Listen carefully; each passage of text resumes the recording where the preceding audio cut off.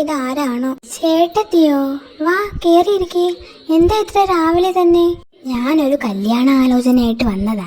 കല്യാണോ? ആർക്ക്? നമ്മുടെ അനുമോക്ക്. അല്ലാതെ ഇവിടെ വേറെ ആരിയ്ക്കുന്നു? ഇന്നലെ ഇങ്ങോട്ട് വിളിച്ചപ്പോ ഇതിനെ പറ്റിയൊന്നും ചേട്ടത്തി എന്നോട് പറഞ്ഞില്ലല്ലേ? അത് ഇന്ന് രാവിലെ ഇല്ലേ അവരെന്നെ ഇങ്ങോട്ട് വിളിച്ച. പയ്യൻ നല്ല മിടുക്കനാ, തങ്കപ്പെട്ട സ്വഭാവം. അമേരിക്കയിൽ ഇവിടെയായിട്ട് ഒരുപാട് ബിസിനസ് ഒക്കെ ഉണ്ടെന്നാ പറഞ്ഞേ. അച്ഛനും അമ്മയും ഇല്ല, ഒരു കാർ ആക്സിഡന്റിൽ മരിച്ചു. പിന്നെ ഒരു ചേച്ചിയുണ്ട്, അതിന്റെ കല്യാണം കഴിഞ്ഞു. അവരിപ്പോ ഫാമിലി ആയിട്ട് ഇവിടെ സെറ്റിൽഡാ. അനുമോളുടെ ഫോട്ടോ ഞാൻ കാണിച്ചു.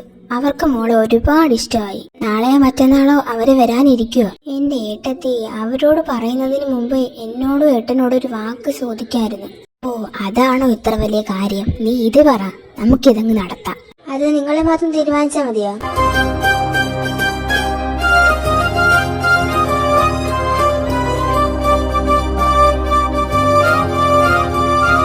ദൈവമേ, ഈ പെണ്ണിന് കുറച്ചും കൂടി താമസിച്ചു വന്നാൽ പോരായിരുന്ന? ഇപ്പൊ എന്തെങ്കിലും നടക്കും. ഈശ്വരാ കാത്തോണേ.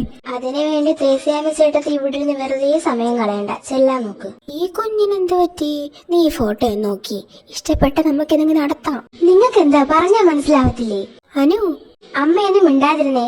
ദേ, ഒരു കാര്യം ഞാൻ പറഞ്ഞേക്കാം. ഇനി മേലാ ഈ ഒരു കാര്യത്തിനായിട്ട് നിങ്ങൾ ഇങ്ങോട്ട് വരരുത്. വന്നാ അതിന് നീ ഇങ്ങനെ കിടന്ന് ചൂടാവാൻ ഞാൻ എന്തെങ്കിലും പറഞ്ഞോ? ചേട്ടത്തി ചെന്നേ, നമുക്ക് പിന്നെ സംസാരിക്കാം. അത് കൊള്ളാം. നിനക്ക് നല്ലൊരു ബന്ധം കിട്ടിക്കോട്ടെ എന്ന് വിചാരിച്ച് കൊണ്ടുവന്നതാണോ ഇപ്പൊ പ്രശ്നം? എന്റെ അച്ഛനും അമ്മയ്ക്കും ഇല്ലാത്തത് ദണ്ണ ഒന്നും നിങ്ങൾക്ക് വേണ്ട. പിന്നെ നിങ്ങൾക്ക് കമ്മീഷൻ കിട്ടുന്ന കാര്യം അതുകൊണ്ടല്ലേ നിങ്ങൾ ഇത്രയ്ക്ക് ആത്മാർത്ഥത കാണിക്കുന്ന ഈ കാര്യത്തില്.